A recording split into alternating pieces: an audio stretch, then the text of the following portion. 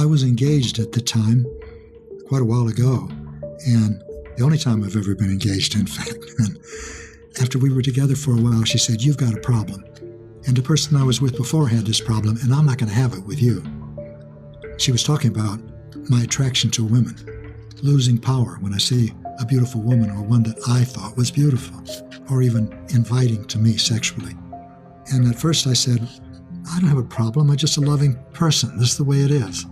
When I'm in a hot tub with a woman who's loving like I am, we have sex. Isn't that how everyone does it?" And she said, "No. And you're not going to be with me unless you deal with this." And I said, "Okay, I don't think I have a problem, but I'll look at it." So I started to look at it. And after a while, I thought, well, I told her, maybe I have a problem, but it's a little problem, and I'll handle it. And the more I looked, the more that picture changed. And over time, I realized, well, this is something that's in my life. Yeah, this is big. This is an issue. And then I finally came to the place where I thought, oh my God, I can't stop. I'm out of control. Welcome back to At the End of the Tunnel. I'm your host, Light Watkins. And if you're listening to At the End of the Tunnel for the very first time, this is a podcast about hope. And you're in for quite the treat by starting with this episode because I'm interviewing one of the most prolific spiritual authors of our time. His name is Gary Zukav. Gary wrote one of my personal all-time favorite spiritual books, which is called The Seat of the Soul. And I was fortunate enough to meet Gary a few years ago at a wellness conference in Canada. And I'm now pinching myself that he's actually a guest on my podcast because at the time, my podcast was just a dream. And I remember saying to myself, if I ever do start this podcast, I really hope I can have Gary Zukav on. And well, here we are. For those of you who are familiar with Gary's work, you may also remember that he is the author of The Dancing Wooly Masters, which was his very first book that he wrote. It was a layman's guide to quantum physics, and it quickly became a bestseller.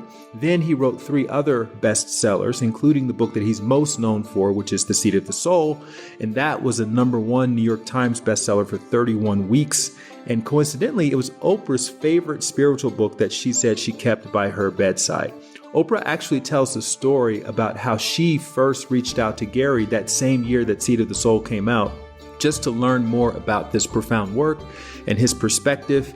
And he had no idea who she was because her show was only 3 years old at the time. And Gary didn't have a television where he was living in Mount Shasta, California. And anyway, she invited him onto her show not once, not twice, but over 35 times over the life of her show. In fact, Gary holds a record of having more appearances on Oprah's show than any other guest. And if you want to do a little YouTube research, you'll find some pretty awesome clips of Gary on Oprah speaking about a lot of the concepts that he's included in his newest book, which is called Universal Human. And for my regular listeners who are used to me going deep into the backstory of someone's life and getting all the personal details of my guests, I just want you to know that I'm going to be deviating from that format slightly because honestly, Gary is such a masterful spiritual teacher that I really wanted to use our time together to hear him speak more about what it means to be a universal human and where he sees us going as a human race, which is in the direction of becoming what he calls multi-sensory humans. And he'll explain more about what that means in the interview. And don't worry, he does share some personal stories as well.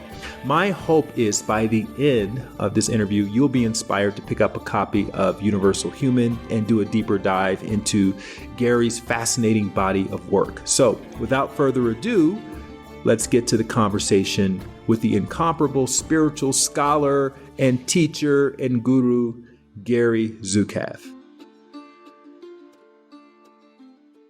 Gary Zukav, it is an honor, it is a pleasure to have you on At the End of the Tunnel. It is a long time coming, and you may have not have known that, but in my mind, before I even had the podcast, when I met you and Linda a few years ago, in fact, it'll be 3 years in August at Whistler in Canada, in Vancouver, I thought to myself, if I ever do a podcast one day, I would love to have you on the podcast. And now here we are, almost 3 years later, and we're actually having this conversation. So welcome to the podcast. Thank you, Light. I'm delighted to be here and to see you again. Yeah. And I'm sure you hear this all the time, but obviously your work has changed. Literally, I won't say it changed my life, but it definitely informed my path, because I find that I've always been curious about some of the topics that you have given language to, such as the universal human and authentic power. And I want to do that in this conversation, but I never knew what to call it. I knew what resonated and what felt aligned with the things that I was curious about, which was always more introspective. And you obviously, when you're young and you're coming up from a place like Alabama, it makes you feel a little weird, makes you feel like you don't fit in. But reading more about your story in preparation for this podcast, I saw a lot of similarities in our paths. And so I would love to start the conversation just giving the listeners who may not be as familiar with you or your work a sense of where you come from and how you sort of developed into the guru. And I mean that in every sense of the legitimate sense of the word, which is someone who helps to dispel the darkness and helps others to see the light of who they truly are. My kickoff question. By the way, thank you, Light. What a beautiful thing to say to someone. I appreciate it very much. Well, you've earned it, man. You put in the time. I want to start off the conversation just talking about childhood. I know you grew up in Texas. And when you think back to little Gary growing up in Texas, I believe it was you, your brother, your parents. Did you have a favorite toy or activity? Oh, yeah. Texas, that goes way back. And, it really does. And well, Texas/Kansas. How about that? Exactly. Kansas is where we moved when I was young. Mm-hmm. But Texas is where I was born and my sister was born. And I didn't have toys. I wasn't a very playful person. In fact, all of my childhood was not happy. And I don't understand why, because I had loving parents. But that's what happened. And when you said toys, the only thing I could think of was model airplanes. I loved to make model airplanes. And I would get these kits and I would construct a frame out of balsa wood, gluing these little pieces together. And then I would stretch. I would put some paper over the balsa wood and I'd spray it with water and the paper would draw taut. And this is exactly the way the original planes were made. And I loved having these models and I just loved aircraft and I always have. And I knew everything about all of them, from the Red Baron's plane and the bi-wing aircraft of World War I to all of the aircraft from World War II and the Korean War. And I've always loved flying and I still do. So I have one question about your childhood fascination with airplanes. What did it represent to you? And obviously at playing the armchair psychologist, I can look at that and translate freedom or something. But I'm curious, in your experience, why were you fascinated with airplanes? The first thing that comes to mind is that it was probably to make myself feel more important. Mm-hmm. The flying wasn't that, but sitting behind the instruments did. Science was always an interesting attraction to me, but I've never been a scientist and never studied it. But having knobs to turn and switches to switch and toggles to make, I grew up feeling, in retrospect, completely out of place, inadequate, and in pain. I had a hard time looking at people when they spoke. I never enjoyed school. I was popular in school. That was an irony to me. In high school, jumping ahead, for example, in Kansas, a small town there, Pittsburgh, mm-hmm. I was a president of the student council. I was the governor of Boys State. I was a state debate champion, although that's a team effort. There's 4 of us. I mean, you don't win that by yourself. But I didn't feel a connection with my fellow students. That continued for quite a while, decades, in fact. So that's why I'm so happy to share the things that are in the seat of the soul, and in large part in Universal Human, because the transformation that I've experienced through my own will and my own awareness and the grace of the universe has been so dramatic that looking back on it, it jolts even me. And the thing that's so validating to me is that I'm not a spiritually adept person. If I can do it, anyone can do it. That's not a throwaway phrase. It's the reality. I've gone from living as someone who's addicted to sex, who only thinks about himself, who was angry all the time, who was always looking at what he could get from the world, to someone who loves people. I never thought I'd be such a person. And that is the transformation to authentic power. It's actually the transformation into the new consciousness and then bringing into being the potential of the new consciousness. We're going to be talking a lot about your life through that lens, and you're going to be using some terms in this interview: authentic power, universal human, multisensory, and five-sensory people, and even the word personality. I would love to start with just defining some of these terms that you've been so passionate about for years. I mean, in preparation for this interview, I read your most recent book that's coming out later this month, Universal Human, but I've also seen a lot of your interviews, and you've been using these terms for a long time now. I have, since the late 80s. Right. Well, I'll be glad to define, because definition is always helpful. I talk about multisensory perception because it's perception beyond the five senses. The five senses together form a single sensory system whose object of detection is physical reality. Now we have another sensory system. We are multisensory. This is the great transformation in human consciousness that is underway. The old consciousness is dead, but it continues with its enormous inertia and momentum, but it has no future. All of the world we see around us was created by five-sensory humans, evolving by surviving and surviving by pursuing external power. Everything about it reflects that, defines it, teaches it, preaches it, demands it. The new consciousness allows our perceptions of ourselves and others and the world to become different. It's not an instantaneous thing. Light and music don't descend from the heavens. It's easier and more interesting than that. For example, I'll give you some multisensory perceptions, and you and our listeners can see if any of this applies. Have you ever had the sense that you're more than a mind and a body, that you're more than muscles and neurons, neurotransmitters, and hormones? Now, have you? Yes, I have. Hundreds of millions of us have, Light. Hundreds of millions are experiencing the new consciousness. And it comes to each of us in different ways. To me, gently, just noticing these things. Have you ever thought that maybe there's a part of you that existed before you were born and that will exist after you die? Now, I'm asking that not only to you, but to all the people who are listening, because if you have, that's a multisensory perception. Have you ever looked at the world, the things that happen around you, and thought to yourself, even for a moment, there's more to this than I thought? Of course, everyone or a lot of people experience synchronistic events when suddenly there's meaning that's startling and it's jolting. Have you ever had the thought, maybe it's always like that, but we've just seen bits and snatches of it? Maybe the world is always meaningful, always connected. Maybe it's not random. Maybe it's not a matter of trying to avoid bad luck and praying for good luck. Maybe it teaches us not about the external world.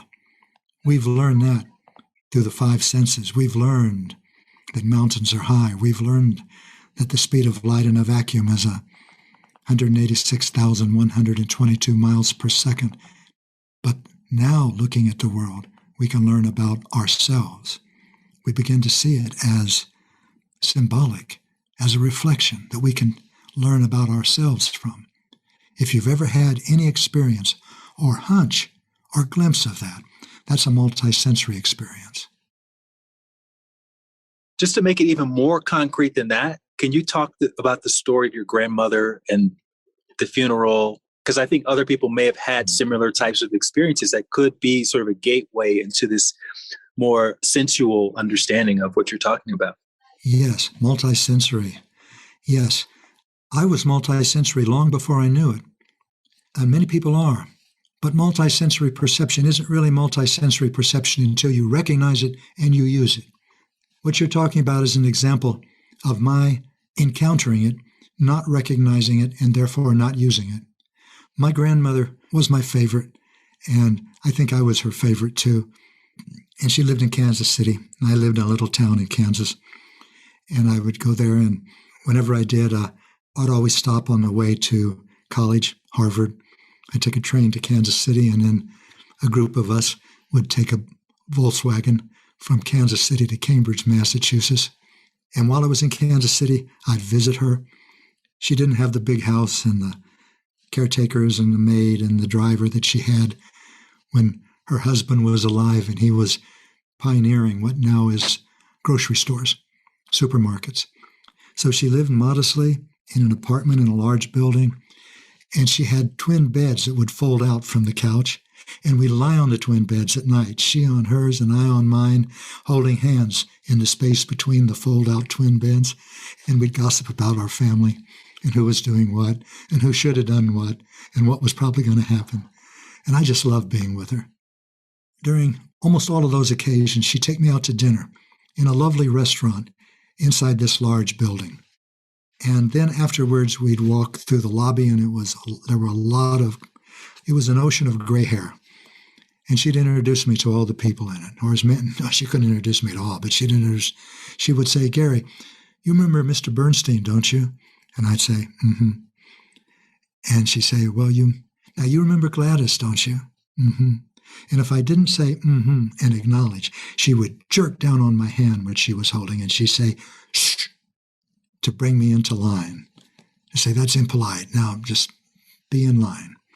Well, now fast forward probably 15 years, 14 years. She's died, and I'm home at her funeral. And it's devastating for my parents. Everybody loved her. And I'm in the funeral home in a little alcove looking at the rabbi in profile. And he's speaking to an audience in front of him. And I'm also looking up at a closed-circuit monitor. Now, in those days, closed-circuit television was so novel, so rare. I'd never seen it before, and it made me laugh. And as soon as I laughed, Grandma Libby jerked down on my hand, and she said, "Shh." She shushed me. She didn't want me disrupting her funeral. She wanted to enjoy it. I didn't tell my folks because I knew they would think that I was hallucinating, or that it was wish fulfillment I was having in my grief. But it wasn't. It was Grandma. So I couldn't really grieve her partying because she didn't go anywhere. Now, I didn't recognize that as multisensory perception. I didn't know that term, so I never used it. I couldn't. Now, we're becoming multisensory. And when we have experiences like that, we can use it. And using it is important because in this new consciousness, our evolution requires different things. It's a different modality. It requires spiritual growth. And spiritual growth requires creating authentic power, aligning your personality with your soul, with the intentions of harmony and cooperation and sharing and reverence for our life. That's power, if you can do that. And you can. You can. Question is, how do you do it? I say you can do it, but can you do it now? You said you didn't know it at the time. You didn't know that's what that was at the time. And I know we're going to talk about emotional awareness and responsible choice and all of that. What was the moment where you started to become aware of, in your personal life, of your multisensory experience? I was living in San Francisco, and it was in the mid-'70s. I was on Telegraph Hill. I really loved living there. I was addicted to sex. I was experimenting with drugs, a lot of drugs. Motorcycles were a part of my life, or at least a part of my image, and I actually rode them a lot. That's how I got around. It was in that period, around the mid-'70s, that I got invited to a meeting of physicists at the Lawrence Berkeley Laboratory. It was a weekly meeting on Friday, and I went, I asked if I could go, and they said I could. My roommate was a physicist at the time. And when I got there, I was appalled at the discussion that I heard, because that day they weren't speaking quantitatively. They weren't discussing mathematical formalisms. They were talking qualitatively, conceptually. And the question they were discussing was, are we creating the reality that we are experimenting with? I was so taken, because that's the question that I and my friends discussed in coffee shops in North Beach, where I was living. Except that was North Beach. We weren't physicists. And this was the Lawrence Berkeley Laboratory. And the 10 or 12 people at this meeting were some of the most renowned theoretical physicists. Henry Stapp, who was a senior theoretical physicist at LBL, was there and became a very special person to me, and still is, although I haven't seen him in a long time. Jeff Chu, who was chair of the department down the hill at UC Berkeley, was there. And the woman that put it together was just a wonderful woman. Her name was Elizabeth Rauscher. And she called this meeting the Fundamental Physics Group, and she spelled it F-Y-S-I-C-S. She still makes me laugh. When I got home from that meeting, I felt as though I had drunk 2 or 3 cups of cappuccino. The energy was sparking off my fingertips. But I couldn't articulate, I couldn't explain to anyone why I was so excited or what was so exciting to me. So I asked if I could go back to the meeting, and they said yes, and I did, Friday after Friday. And I started to learn. I went down to the used bookstores in Berkeley, and I would always find just the book I needed, used. And I was reading, and I was studying. And at one point, I realized I want to write a book about this. I'm not going to be involved in physics indefinitely, but before I leave it, I want to give all that I'm learning about quantum mechanics, particle physics, the startling nature of it, the fascinating adventure of it, to everyone like me, a liberal arts major, who doesn't like science, who doesn't know anything about mathematics. And I wanted to give it on a silver platter. And I did. Now, it was in that process I asked the physicist at the Fundamental Physics Group if they would help me write my book. And all except one said yes. And they all asked me the same things of me. They said, get it right. Get it conceptually, historically, and factually right. So I would write, and I would send them double-spaced typed pages of a chapter. And they would send me back, or copies of it I'd send, they would send me back more, some of them like Henry, more than I sent him on the back page. And slowly I began to actually write this book. And it was quite an adventure, because I would write for 5 or 7 days, and then my interest in it would leave. And I was back to looking for sex in The Monthly Miracle of the Rent and riding my motorcycle.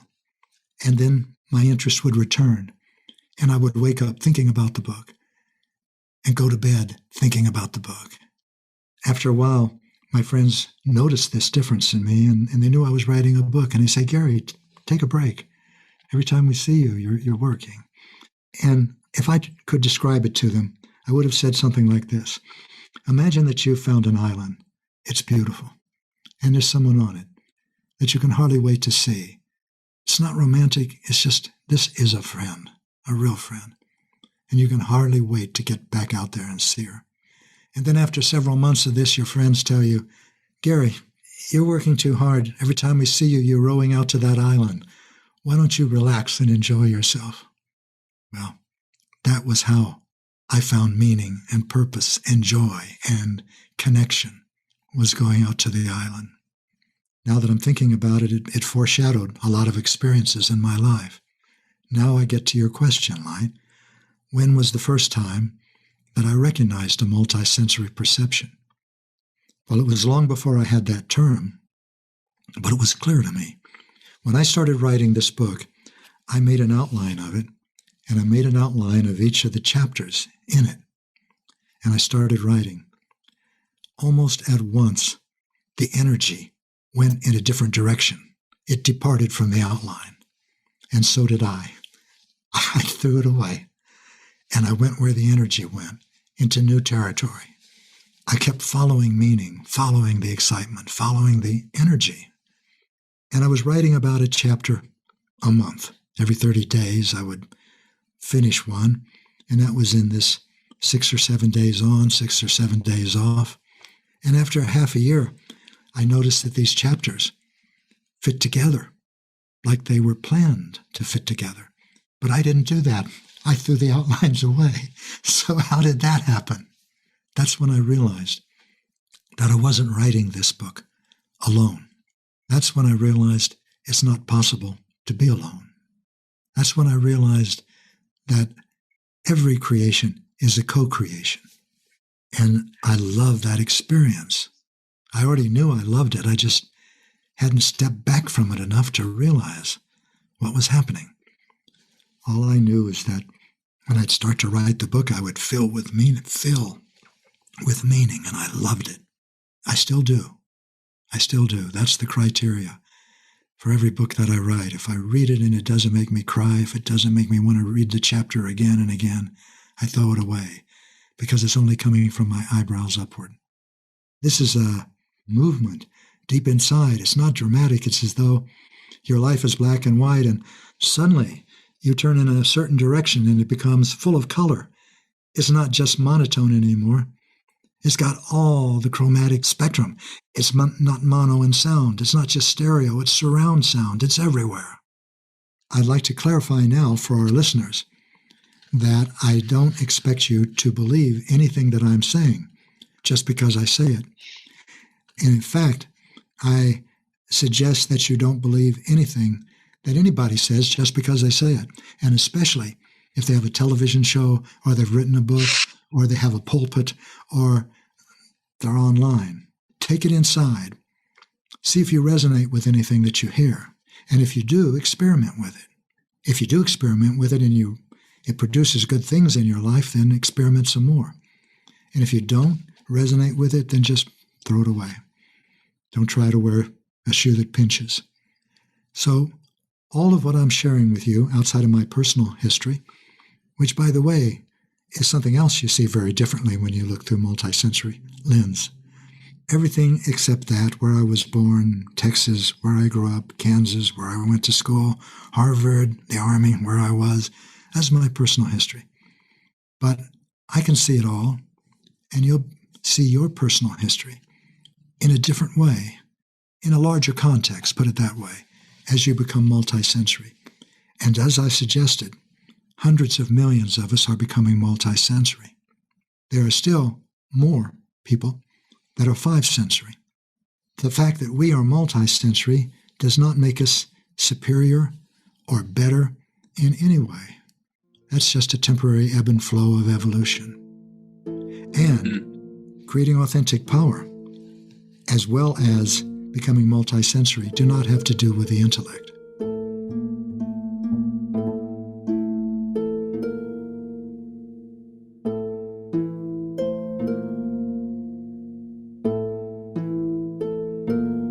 Is multisensory perception a prerequisite of that universal power? Authentic power, and absolutely.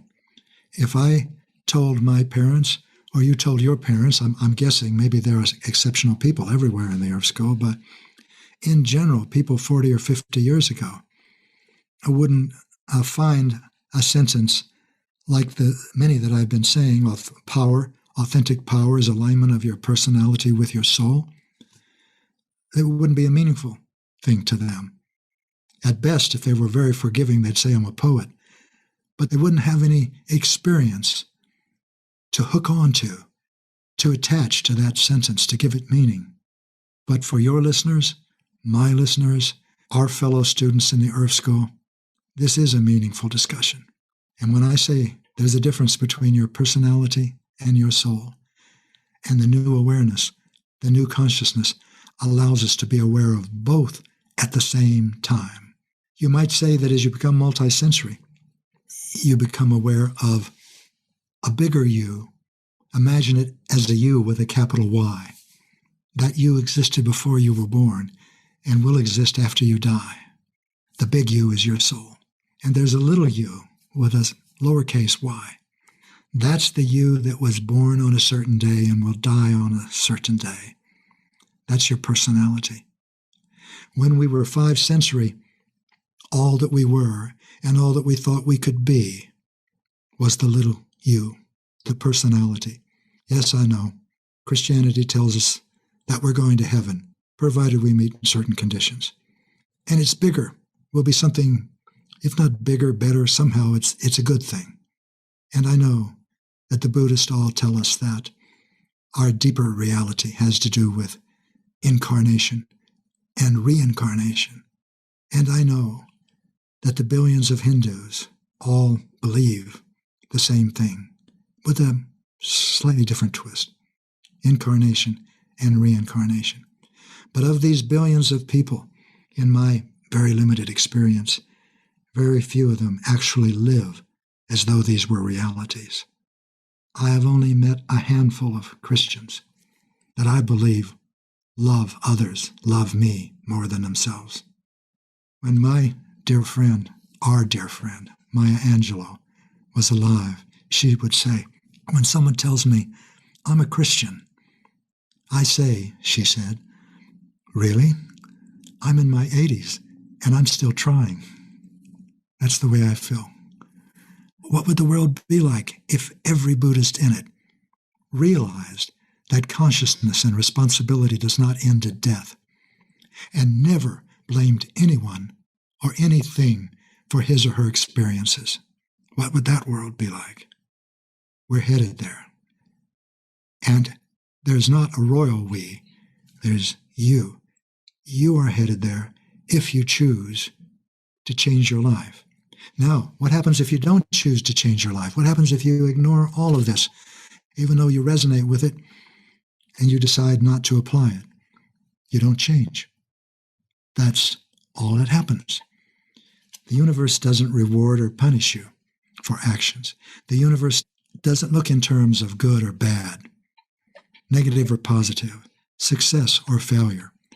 The universe looks in terms of causes and effects. And if you participate in a cause, you will participate in the effect also. The two actually come into being at the same time. So it's a matter of recognizing the causes in your life and only choosing to act on those causes that are going to create constructive, positive consequences in your life. Only acting on those causes that open your heart, that show you pathways of love and connection and caring and patience and appreciation. That's how you create authentic power. That didn't tell you anything. It gave you some beautiful words. The actual doing of it requires a practice. And that's what I want to talk about on this podcast also, if we have time. Yeah, I mean, first of all, I love everything you're saying. And I just want to connect a dot here. You said that you have to essentially take action. You have to be emotionally aware. You have to have responsible choice, which I want to talk about what that means in a real world scenario. But then you also say that within 3 generations, we'll all be multi-sensory humans. So I'm wondering how that kind of fits in with one another. Because if some people don't choose responsibly, if they don't act, how does that lead to everyone being it seems like everyone would have to be a part of this movement. All of this that I'm describing is a description of you.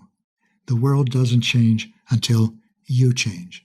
Now, that's something that a 5-sensory human would dismiss or ridicule, because there's nothing in 5-sensory experience that would indicate it's ever possible for internal transformation to bring about or to even be related to external transformation. But you won't have to be convinced of that as you begin to exercise multisensory perception. You'll begin to see it yourself. And for me, this is unfolded over a matter of decades. And in those decades, I have caused myself to become different than I was, say, in my 20s, when all I was looking for was sex. That's all women were to me, were genitals. And I thought I was pretty cool until at one time in my life I realized that for all the women that I had sex with, but by the way, not all sexual addicts force themselves on other people. I never forced myself on anyone. In fact, all the women that were with me wanted exactly what I wanted. And by that I mean, after a while I began to realize that I knew that these women never meant anything to me. Then I began to realize that I never meant anything to these women. We both got what we were looking for. And I thought it was the most intimate life possible. But it wasn't. It was one of the most disconnected lives possible. There was no real caring. There was no understanding. There was not even a desire to care and understand. There was just a desire to score again. There was just a desire for relief from this terrible pain that expressed itself in my anger that was everywhere in my life. And because that pain, which all, by the way, every fearful, frightened experience originates in pain and expresses pain. And because this pain was unrelenting and the respite I got from it was temporary, I was always looking for more, needing more, wanting more, craving more. That lies beneath every addiction, by the way. Mine happened to be sex, and that happens to be the most common addiction in the human experience. And so how does responsible choice play a role in that? If someone is feeling like I could potentially be a sex addict and they're listening to this and they want to be more multisensory, what is a tangible way for them to move in that direction? The first step is to look at the possibility that you are addicted. For example, I was engaged at the time, quite a while ago, the only time I've ever been engaged, in fact. And after we were together for a while, she said, "You've got a problem. And the person I was with before had this problem, and I'm not going to have it with you." She was talking about my attraction to women, losing power when I see a beautiful woman or one that I thought was beautiful, or even inviting to me sexually. And at first I said, "Well, I don't have a problem. I'm just a loving person. This is the way it is. When I'm in a hot tub with a woman who's loving like I am, we have sex. Isn't that how everyone does it?" And she said, "No, you're not going to be with me unless you deal with this." And I said, "Okay, I don't think I have a problem, but I'll look at it." So I started to look at it. And after a while, I thought, well, I told her, maybe I have a problem, but it's a little problem, and I'll handle it. And the more I looked, the more that picture changed. And over time, I realized, well, this is something that's in my life. Yeah, this is big. This is an issue. And then I finally came to the place where I thought, oh my God, I can't stop.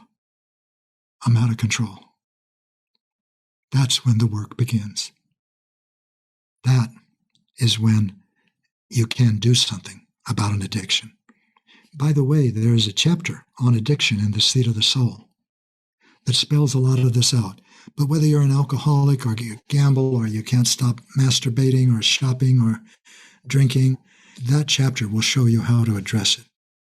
In order to create authentic power and in order to change your life, really change it, on a vertical axis, put it that way, you can change it on horizontally. You can change jobs. You can change partners. You can change cars. You can change jobs. You can even change your sex if you want to.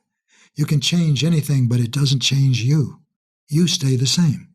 Physical circumstances change. That takes you nowhere.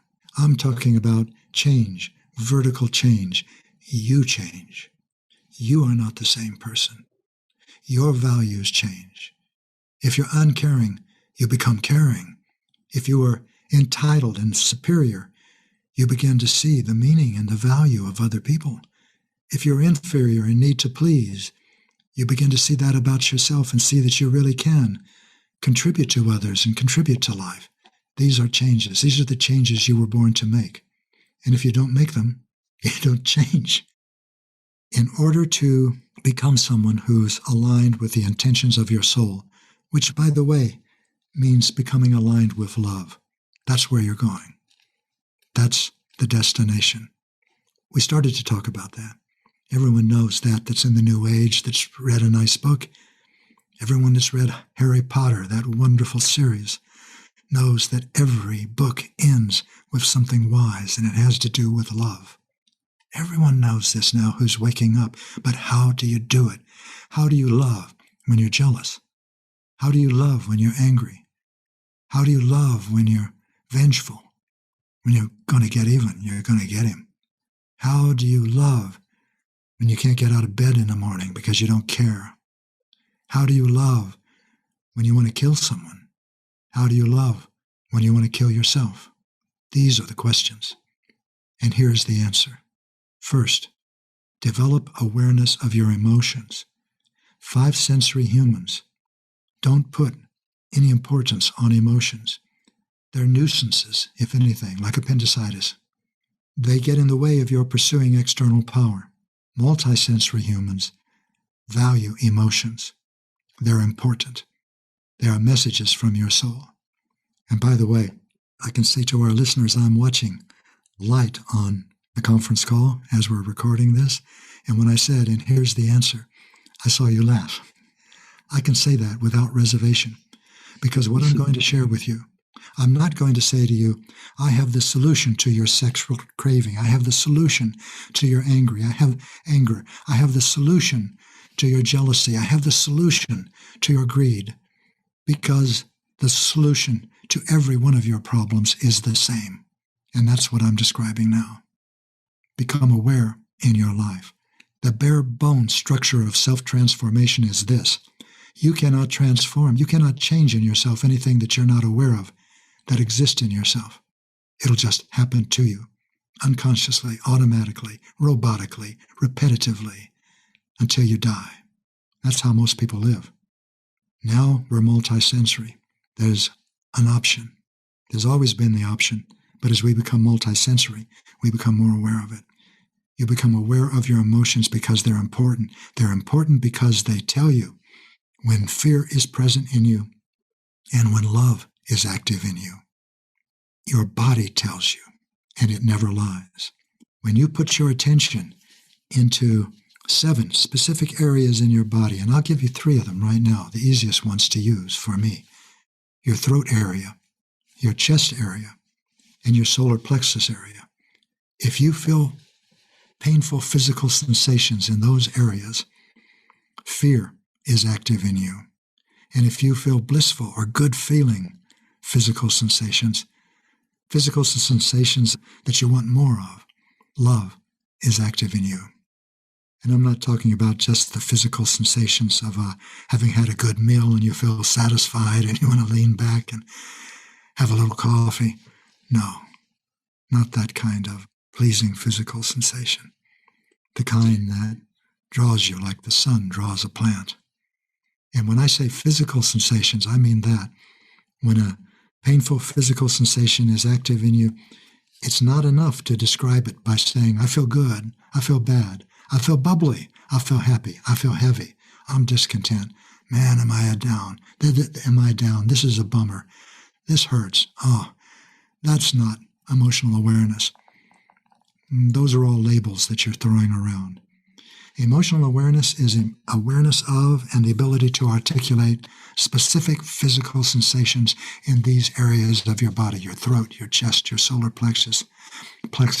Physical sensations: sting, stab, burn, churn, throb, ache. A heartache is not a poetic description. It hurts. A painful emotional experience hurts as much as getting your finger caught in a car door or accidentally hitting it with a hammer when you miss the nail and hit your thumb instead. They hurt. They really hurt.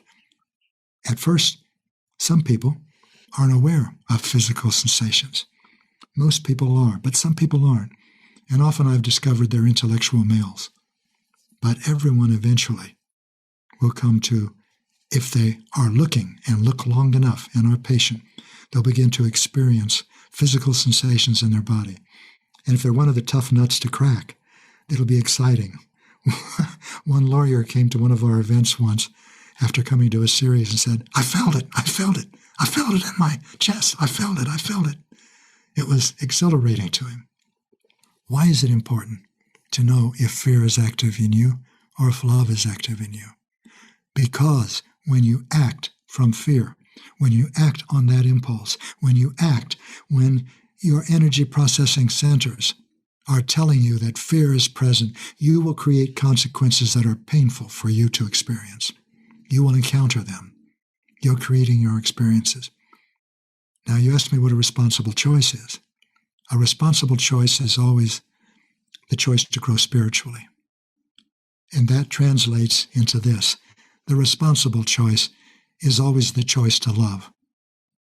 But most people don't know what love is. There's a great confusion now between love and need. People think, my love has left me. She's gone. I don't think I can stand it anymore. That's okay, I've got bourbon for a friend. That's not love. That's need. Need hurts. Love doesn't. It's blissful. Unrequited need is painful. There's no such thing as unrequited love because love doesn't demand. Creating authentic power is developing the ability to distinguish within yourself the difference between love and fear, and choosing love no matter what's going on inside you, like raging anger, or what's going on outside of you, like another 9/11 event. That's an ability that you need to create if you're going to change your life into one that is satisfying, meaningful, and fulfilling. And put it another way, in an equally accurate way, this is the power that you're going to have to create if you intend to give the gifts that you were born to give.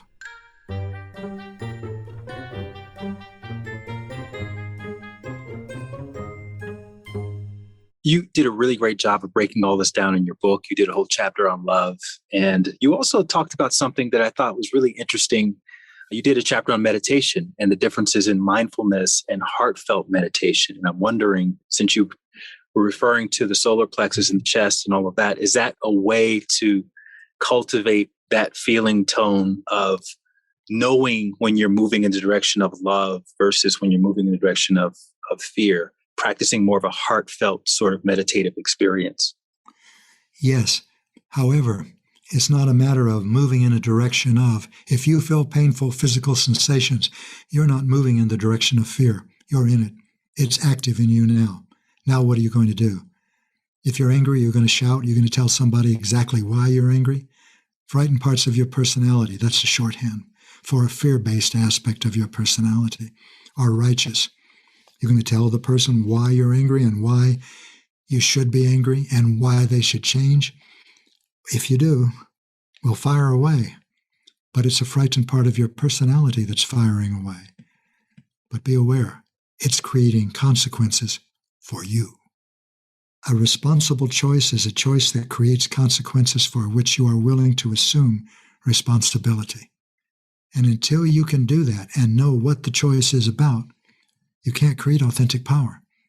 When you feel angry, you'll lash out in anger. When you feel the need for food, you'll go to the refrigerator. If you feel completely inadequate, you'll decide to be stronger, bigger, meaner, richer, more educated than someone else, than everyone else. That's the pursuit of external power, all of it. Can you talk about that in relationship to your choice after recognizing your sexual addiction? You became a bit of a recluse, and you became a bit of a monk. Let's talk about intention for a moment. An intention is a quality of consciousness that you bring to a deed or a word. It's not the word or the action that creates consequences. It's the intention behind it. As you become aware in the Earth School, you begin to see more and more clearly that there's only two. Bedrock, foundation, can't get any deeper intentions.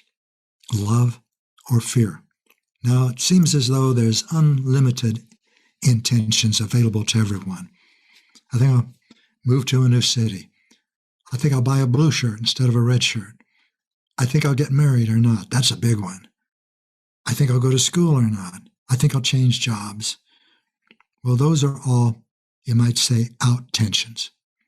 For each of those out tensions, you can ask yourself, why? You say, well, why do I want to change jobs? And maybe the answer is, I want to make more money. Well, why do you want to make more money? And you say, well, I want to buy a Mercedes. And then you ask yourself, why do you want that car? And the answer is, well, I want to impress people. If you're being honest with yourself. And you say, well, why do you want to impress people? Because I'm not an important person in the world and I want to impress important people. And you keep asking why and applying your integrity. And eventually you'll come down to, it's either an intention of love or an intention of fear. If it's an intention of fear, you're doing it for yourself. You're the recipient. You're the beneficiary. If it's love, you're doing it from your heart. There's no second agenda.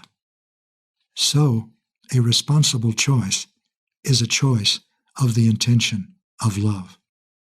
That is the creation of authentic power. When you make the choice to challenge a frightened part of your personality, in this case that wants to shout or that wants to take advantage of someone, and while you're experiencing the painful physical sensations of that part of your personality, you reach for the most loving, sane, grounded, wholesome part of your personality that you can, a part that's grateful or caring or patient or content or in awe of the universe, and act from that as well as you can. That's the stretch. That's the movement. That's the traction. That's the moment of changing your life.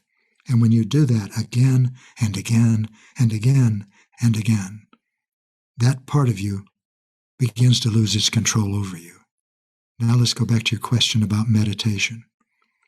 Creating authentic power is a lifelong heartfulness meditation. It's a heartfulness meditation because the heart is at the center of everything. It's a heartfulness meditation because you choose consciously love. I'm not saying that other types of meditation aren't helpful. They can be quite helpful if you use them as a way to challenge a frightened part of your personality when you feel the magnetic, powerful attraction of jealousy or anger or sex or a fix. And in that moment, you turn your attention inward into these energy processing centers in your body. There's one at the top of your head, your crown, one between your eyebrows, the three that I mentioned, throat, chest, solar plexus. There's one in your genital area and one at the bottom of your torso. In the East, these are called chakras. It's a Sanskrit word. But we're English speakers, so we call them energy processing centers. You can't x-ray them and find them. A CAT scan won't find them, but you can find them. Just put your intention inside yourself in those areas and you'll find physical sensations there. So when you are doing that, scanning yourself to find your emotions, are you in fear or are you in love? What are the physical sensations you're feeling? What are the thoughts that you're thinking? If you're in fear, they'll be comparative and judgmental. Like, oh, he's so stupid.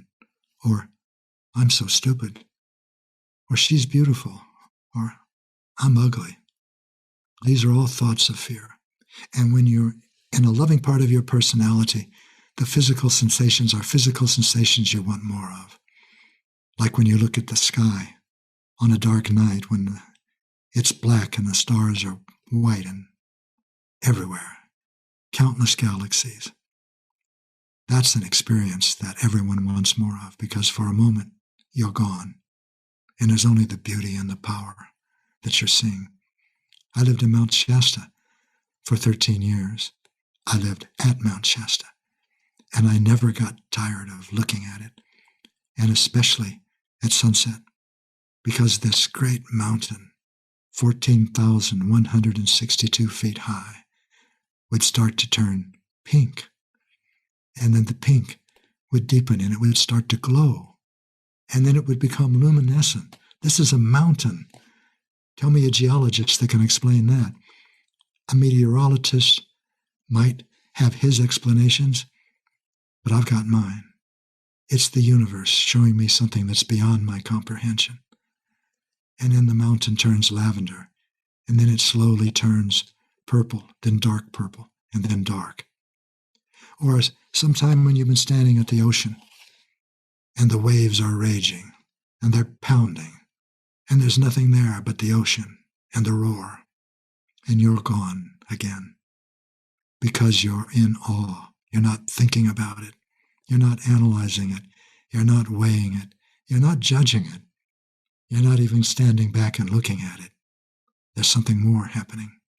That's the way your life is, Light, when you create authentic power.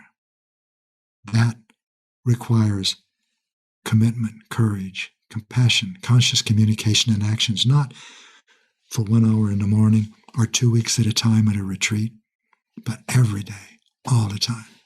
That is a heartfulness meditation. It's not a distraction from what you're doing. It is what you're doing. I do my best to do that every moment. I met an acquaintance once, and she had this experience she loved. She was working with 2 men, older and younger, who were in conflict resolution, and they were in some very difficult places on the earth, like Palestine, like the Balkans, where the hatred runs deep. And they would listen, and they'd get abused and attacked verbally often in that process. And afterwards, she asked the older one once, she said, "How do you take that without saying anything? How do you listen?" And he looked at her and said, "I work on it every minute of every day." He's creating authentic power.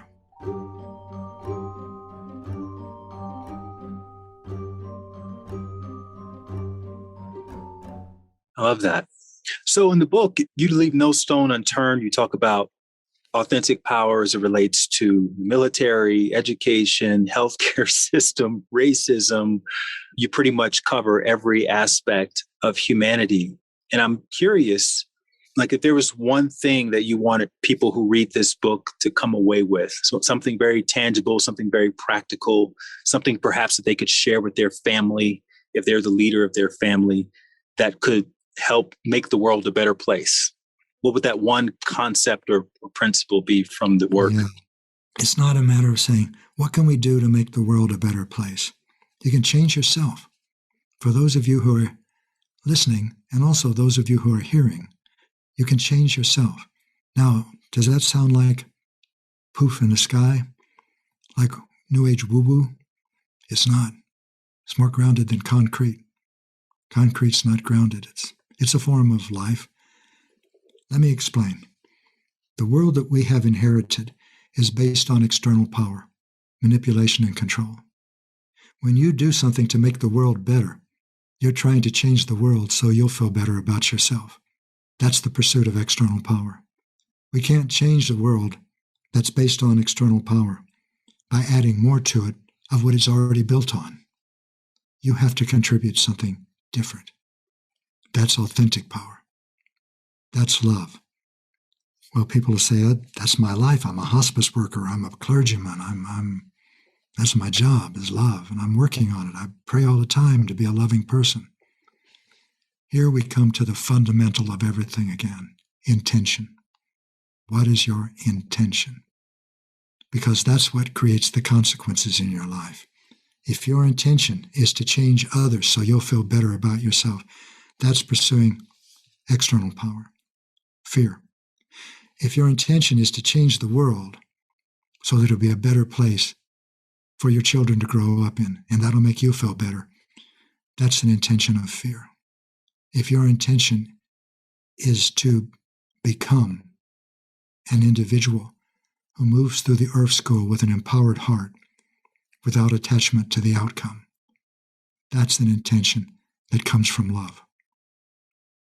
When you make changes in yourself, these are not just self-changes, they are world changes. This is where 5-sensory perception and the intellect step off the train with a great deal of objection. Foolishness.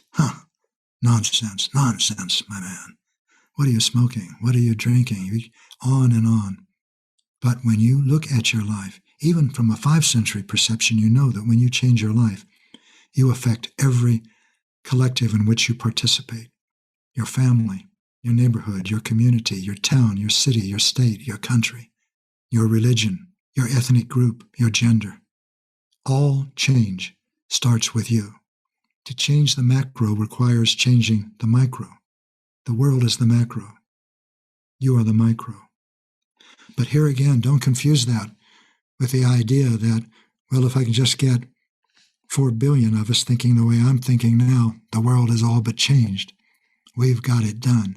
That's the pursuit of external power. That still is a perception that sees you and the world as different. That is five-sensory perception, and it comes with it a pain that is unrelenting. The difference between I, and as Martin Buber's called it, thou. The difference between me and you.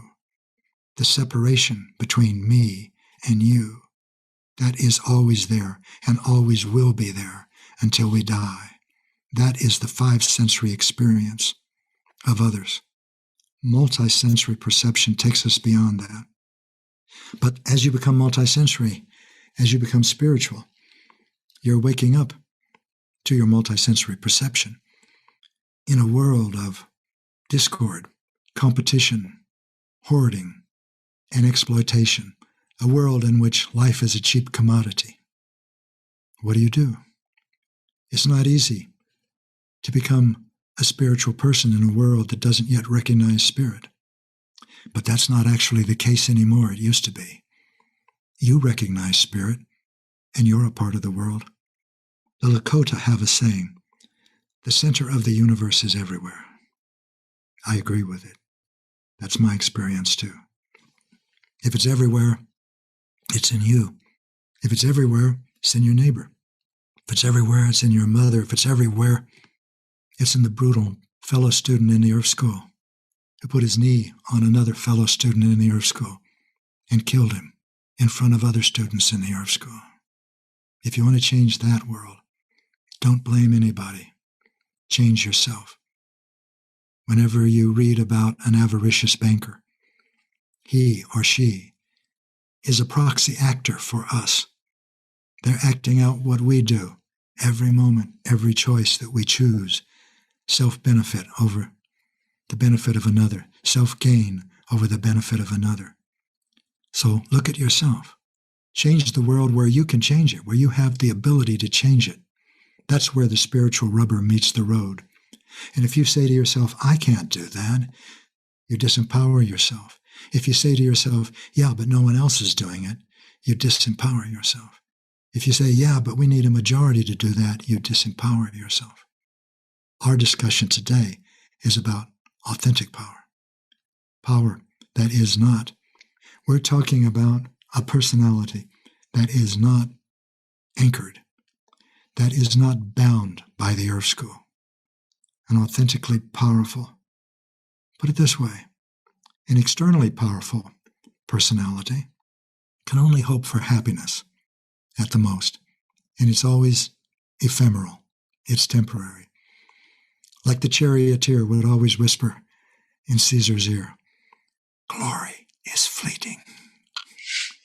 Glory is fleeting. Except that you're not after glory. You're after much more than that.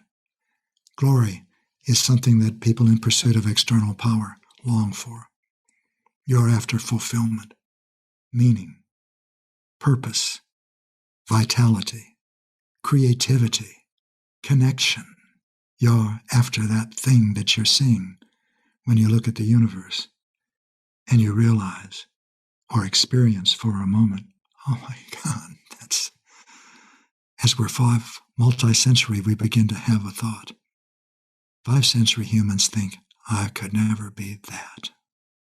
Multisensory humans have a flash of a thought, an impulse now and then. I am that.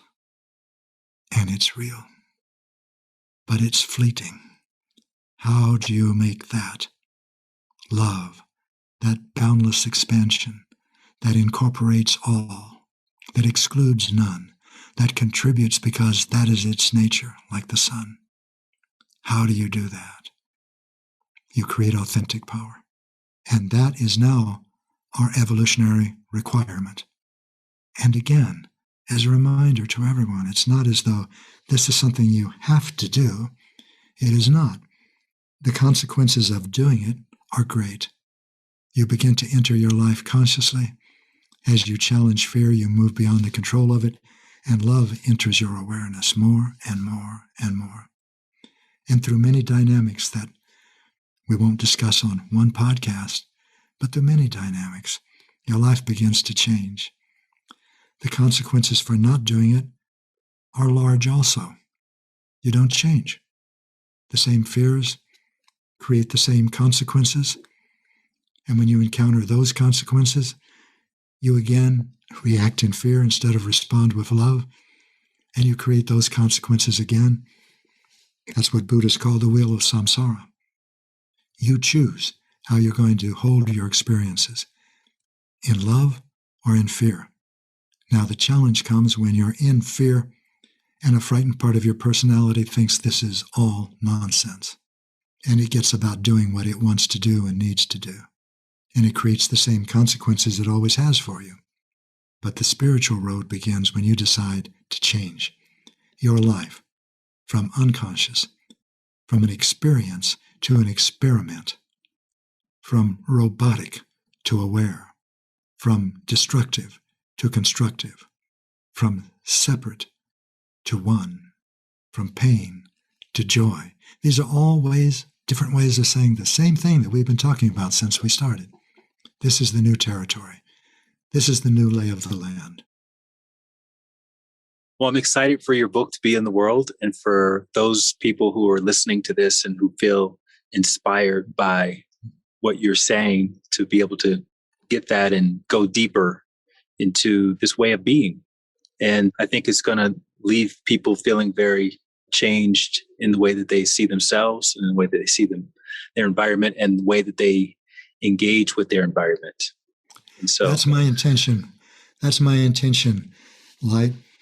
And I've also discovered slowly, painfully, not to be attached to my intentions of love,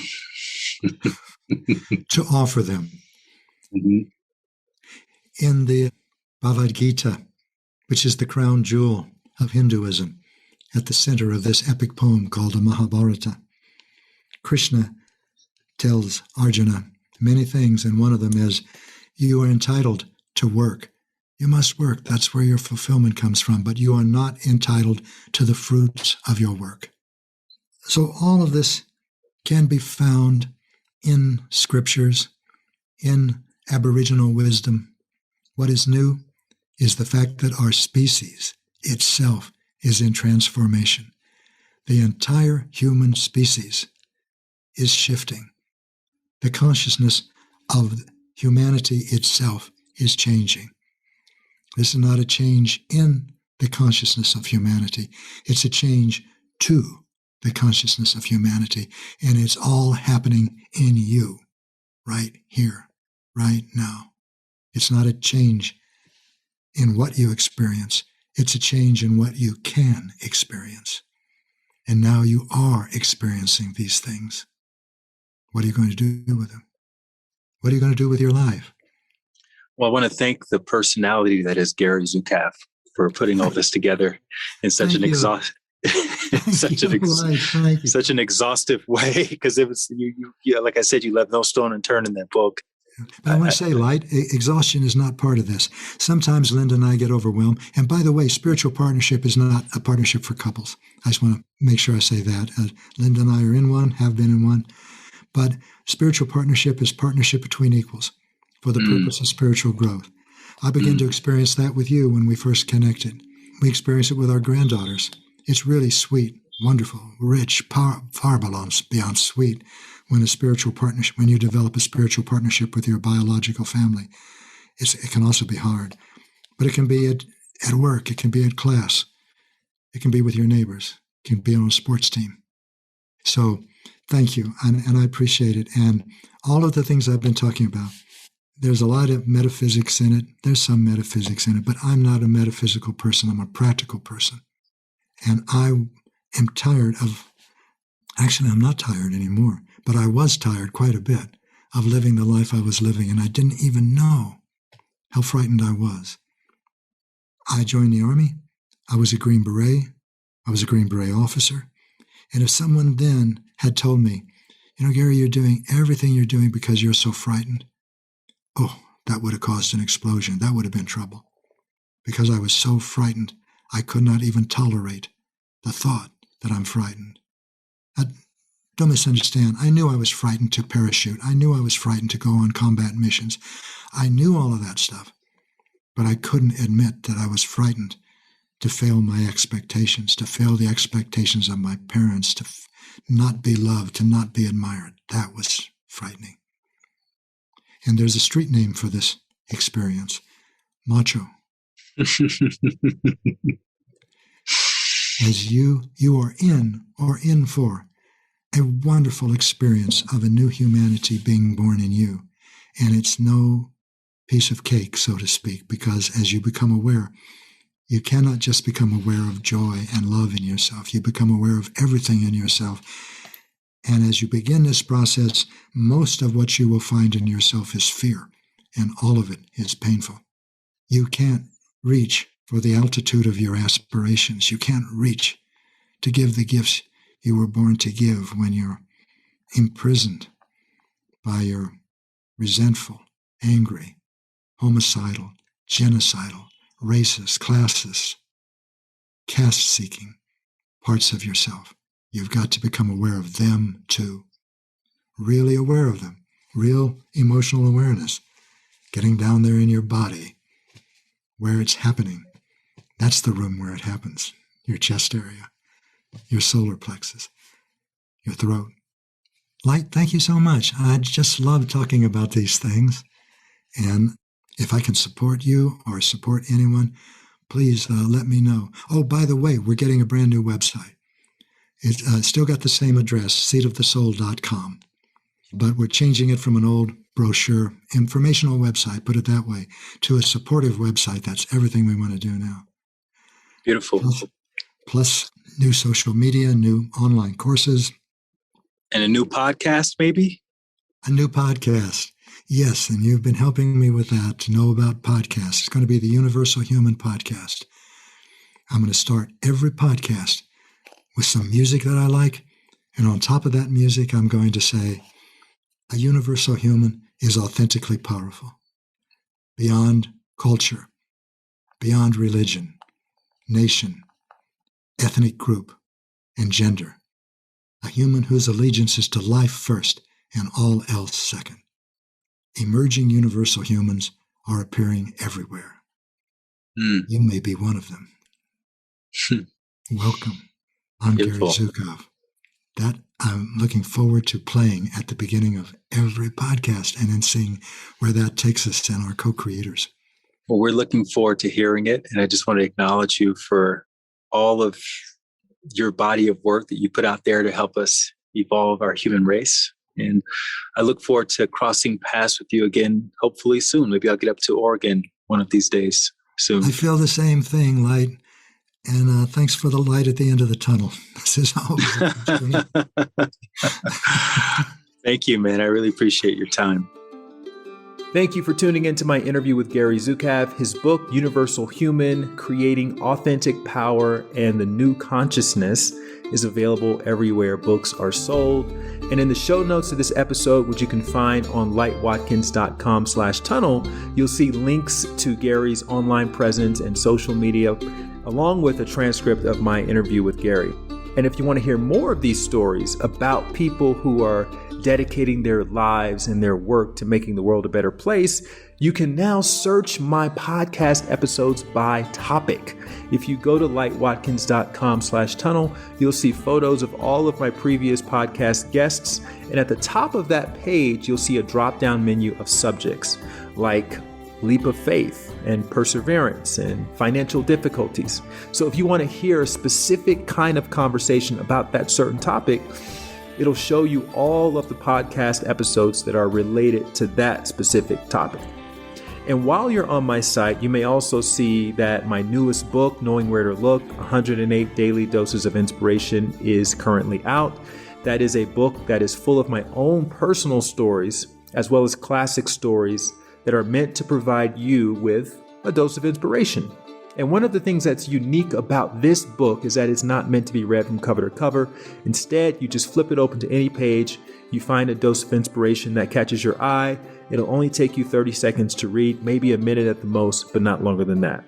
You'll also see that I have started a community called the Happiness Insiders, which if you have a copy of Knowing Where to Look, you can get complimentary access to this community for a limited time only. And or if you have left a review for my book, Knowing Where to Look, you can get complimentary access. So definitely check that out. And if you're interested in learning more about inner practices and getting accountability and support and being a part of a larger community, then that community was built for you. So there's a lot on the website. Make sure you give yourself a few minutes to poke around and see what kind of experiences you like to curate for yourself from my list of offerings. And my final ask for you is to leave reviews. Leave a review of the book if you have that. Leave a review of the podcast if you haven't already done so. It's super easy to do. You just look at the podcast screen on your phone, click on the name of the podcast, and then that'll take you to all the previous episodes. Scroll down past the previous episodes, and at the bottom, you'll see a section that says rating and reviews. And all you do is tap the star all the way on the right, and you left the rating. Now, the next person is going to have a bit of an easier time finding and enjoying these conversations because you took a few seconds to do that for us. So big shout out to those of you who've already left a review or rating, and I look forward to hopefully seeing all of you back here next week with another story from the end of the tunnel. Until then, keep trusting your intuition, keep following your heart, and keep taking those leaps of faith. And if no one's told you that they believe in you lately, I believe in you. Thank you and have a great day.